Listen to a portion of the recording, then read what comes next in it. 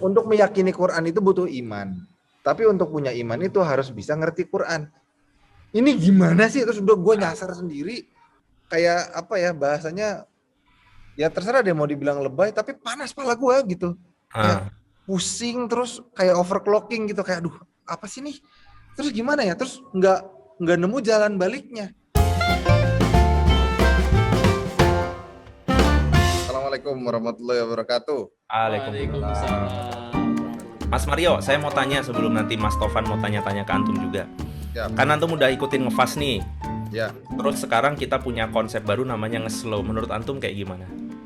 Oke, a'udzubillahi minasyaitonirrajim. Bismillahirrahmanirrahim. Yang jelas yang paling kerasa antara ngefast sama ngeslow, banyak orang yang udah langsung tumbang di ngefast. Karena apa? Namanya ngefast. Pertama kali ngeliat ngeslow, oh ini bedanya. Ini bedanya. Jadi memang lebih tipis, lebih apa ya? Lebih tipis tuh jadi kalau misalnya ada apa ya timun dipotong tuh slicingnya tipis-tipis jadi lebih mudah dikunyahnya. Kalau tebel-tebel kan Oh, gitu. Nah itu alurnya lebih apa ya lebih banyak lah gitu. Mungkin tapi kalau sesi tanya jawab seperti hari ini emang jadinya mungkin udah nggak ketahan gitu ya seminggu kan lumayan juga gitu nunggunya atau kalau puncah nggak ya. kadang-kadang suka ada yang jawab di hangout gitu. Iya gue udah nonton ini kemarin iya tapi gue mau nanya gitu misalnya gitu. Oh, Mas Mario dulu pernah ikut kelas ngefast juga ya, berarti ya? Alhamdulillah pernah. Masya Allah. cabutan dia Jadi, tapi apa? Iya. kelas didatengin kayaknya. Iya, semua kelas Oh, didatengin. Pokoknya ada kelas ini ikut, kelas itu ikut. Tapi ya jadinya misalnya udah 1, 2, 4, 3 lagi gitu. Urutannya Pokoknya kacau nih. yang mana diikutin. Tapi kan akhirnya Eh, kemarin sempet fast selesai ini deh. kan. Apa? Eh, Antum mau nggak ceritain yang dulu Antum tuh pernah malam-malam telepon aneh gitu ya?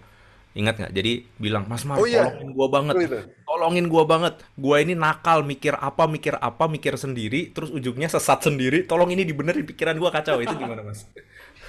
Waktu itu apa ya? Sebentar ya. Pertanyaannya. Oh ini.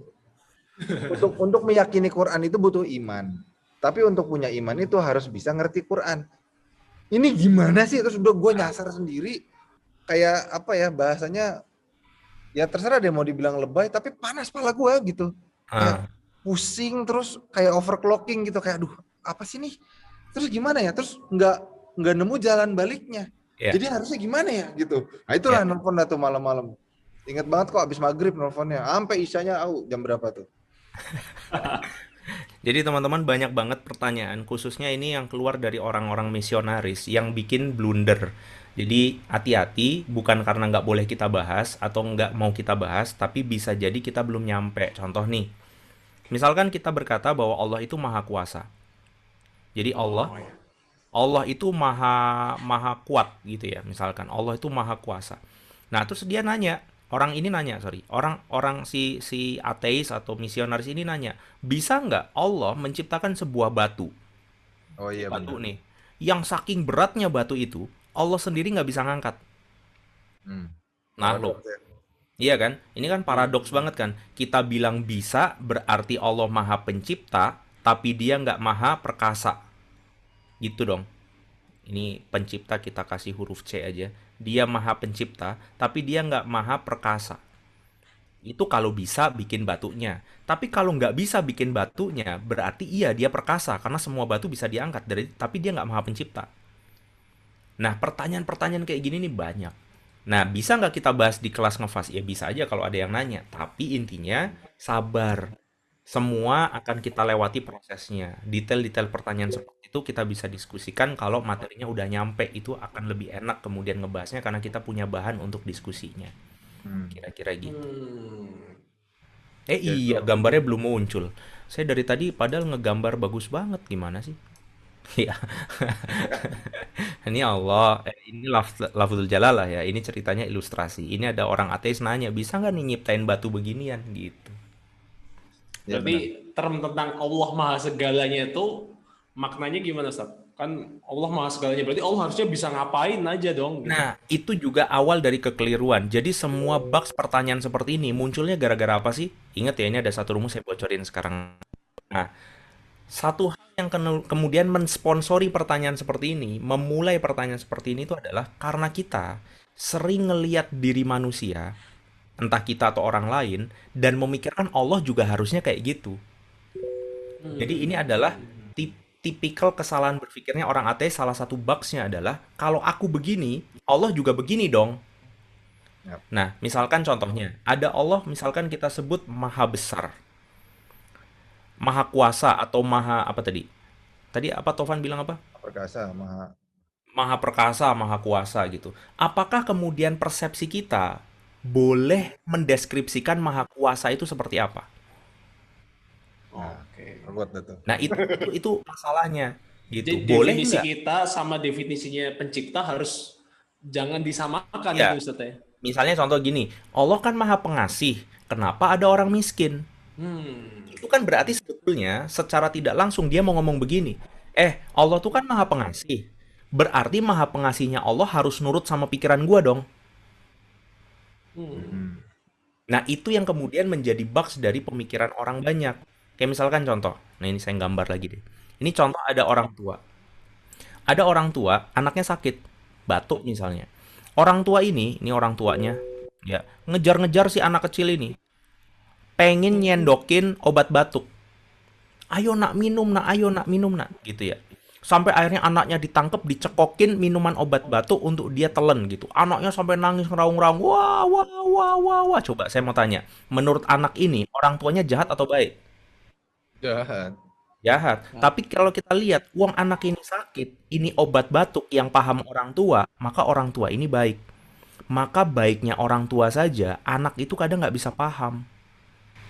Masya Allah. Dan itu berlaku sampai remaja kita, sampai dewasa kita. Masih ada anak-anak yang ngomong, ah bapak nggak tahu sih. Sebetulnya bukan bapak nggak tahu. Masya Bapak tuh sayang, cuma nggak bisa jelasinnya aja. Bisa difahami ya. Ini Ya, terjadi ya. terus gitu. Nah, apalagi kita mendeskripsikan sifatnya Allah. Wah, ini nggak boleh main-main. Gitu, nggak boleh terus kemudian Allah itu harus sesuai dengan deskripsi pikiran kita. Karena kalau Allah harus sesuai dengan deskripsi pikiran kita, Allah terbatas sama pikiran kita dong. Ya, ya, ya, ya. Mau kalian misalkan punya Allah yang kemudian apa-apanya harus ngikutin kalian. Allah macam apa kalau begitu? Tuhan macam apa? Maka Tuhan itu harus terlepas dari semua ikatan pemikirannya manusia. Nah, yang kayak gitu ada bahasannya, tapi sabar. Nanti insya Allah nyampe. Itu Gitu. buat Gitu yang ya. siap, Mas siap. Tovan ada yang mau ditanya nggak sama Mas Mario nih? Ya. Oke, Mas Mario.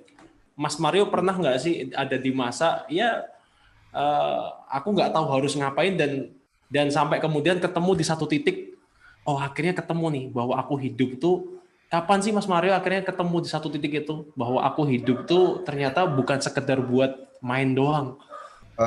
Jadi waktu itu aku selalu berpikir untuk bisa jadi a good filmmaker, gitu ya. Terus semua pengen jadi apa, kayak produser, kayak sutradara, pemain, apa pokoknya pengen jadi apa ya filmmaker yang bagus gitu. Sampai akhirnya kebahagiaan itu, ini nyambung sama slide yang paling terakhir, soalnya kemarin kita sempat bahas juga gitu. Itu kan di situ tulis kan kebahagiaan apa ya yang di slide terakhir tuh, yang 2 slide terakhir yang gambar di hutan terus ada orang terus ada Iya. tulisan-tulisan itu kan kebahagiaan, terus ada yang lewat kekayaan ini itu apa segala macam. Kalau itu kan kita kan bisa lihat ya, bahkan sampai hari ini pun ya ada banget temen yang kaya tapi nggak bisa makan yang gue makan. Karena apa? Pantangan, livernya lah ini, jantungnya lah itu gitu. Itu kan udah kelihatan. Tapi kalau dalam konsep gue tidak umum gitu, dalam kasus gue tidak umum. Karena apa? Jadi kebahagiaan itu hanya ketika project itu jadi dan berjalan. Misalnya bikin film, udah jadi, laku, tayang, diomongin sama orang, seneng, happy banget. Udah kelar, habis, vibe-nya selesai pula, gitu. Kebahagiaan itu harus ditayangin lagi di mana. Tapi kalau ditayanginnya misalnya cuma di pesawat, ya cuma orang-orang pesawat doang yang jadi happy-nya habis gitu. Kok gue susah happy ya gitu. Sampai dibawain ke psikolog, psikiater. either way, pokoknya sampai dibawa. Nah, ini baru sadarnya Mas 3 tahun kemudian apa 4 tahun gitu, jauh soalnya. Soalnya waktu pas lagi diajakin ke ini orang ini, ke psikolog atau psikiater ini, jadi dia nanya, Mas mau apa? Ya saya mau jadi ini filmmaker bagus. Oke, kalau sudah jadi filmmaker bagus, terus mau apa? Ya mau jadi apa? Ya mau apa aja. Orang udah bisa sampai di posisi itu, artinya kita udah punya power, mau bikin apa aja bisa. Iya, contohnya mau apa? Itu aja diputer-puter alot sampai hampir 2 jam. Gitu. Karena sebenarnya aku juga gak punya jawaban yang mau apa. Yang mau apa banyak gitu. Ya apa? Coba tolong ditulis. Ya bisa bikin film lagi. Ya bisa bikin ini kan bisa. Iya, terus kalau udah bikin itu mau apa? Terus di situ diputer. Kayaknya jangan-jangan Antum udah pernah nonton film Soul belum? Udah. Disney. Nah Udah. itu sama tuh. Kurang lebih, tapi Iya. iya betul. Sekarang sudah ada contohnya Soul. Waktu itu kan nggak ada gitu. Iya. Terus abis itu sampai akhir marah gini. Ini psikolog apa psikiater nih kayaknya nggak ngerti nih maksud gua, karena bahasa gua adalah bahasa anak senja gitu ya. Iya, gitu. Kan emang begitu dulu bahasanya. Iya. Yang semesta gitu nih kayaknya dia nggak ngerti nih bahasa gua nih. Tinggian kali bahasa gua. Aduh, astagfirullahaladzim. Bener ngerasa begitu, Mas. Sombong banget gitu, astagfirullahaladzim. Terus udah mau pulang, terus bilang, kayaknya waktu itu bilang sama istri, kayaknya dia nggak ngerti nih, udah kita pulang aja, percuma nih, ngapain udah lo gue datang, bayar per jam, tapi dia cuma balikin pertanyaan gue, sia-sia nih buang-buang waktu. Dah, pas mau pulang, dia bilang, Mas, saya cuma mau pesan satu ya Mas, pesan saya adalah jangan alat dijadikan cita-cita. Pesannya absurd gile. Hah? Jangan alat jadiin cita-cita. Iya, absurd banget sih. Hah? Apaan sih? Ya udah deh. Oke, sekian waktu berlangsung, ketemulah sama Terang Jakarta, ketemu sama Ustadz, ketemu sama Ngefas, ketemu sama Ustadz Fatih, sama banyak gitu. Keluar tuh kata-kata tuh. Tools, alat-alat, jangan tools dijadikan cita-cita. Jangan alat jadi cita-cita. Alat yang dia maksud tuh apa? Setelah sekian tahun ternyata, oke lah lu mau jadi apa? Mau jadi filmmaker, mau jadi bisnis, mau jadi desainer, mau jadi apa?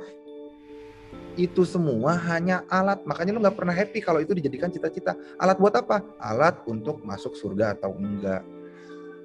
Astagfirullahalazim, perlu sekian tahun untuk bisa memahami itu. Makanya gue nggak pernah happy karena alat yang cita-cita gue itu ternyata cuman alat gitu. Iya. Akhirnya udah menganggap kebahagiaan ya diputar-putar aja di situ gitu. Ya gitulah, wallahu a'lam bishawab. Masya Allah, itu quotes bagus banget ya. Jangan jadikan alat itu jadi cita-cita. Nanti kita bengong sendiri karena ternyata orang-orang yang punya alat itu sendiri pun dia masih nggak tahu mau ngapain. Sementara kita malah mau cari itu gitu kan ya. Ya luar biasa. Teman-teman, ini Bintaro juga 5 menit lagi, 10 menit lagi sudah masuk waktu maghrib. Makasih banyak ya Mas Mar ya. Sama-sama. Insya Allah kita doain bareng Terang Jakarta sudah ikut dari zaman Ki Couple juga, Masya Allah. Semoga bisa ngegawangin anak-anak muda. Bagi kalian yang merasa diri kalian nakal, hina, dan penuh dosa, silakan Terang Jakarta menampung kayaknya. Tempat rehabilitasi kali.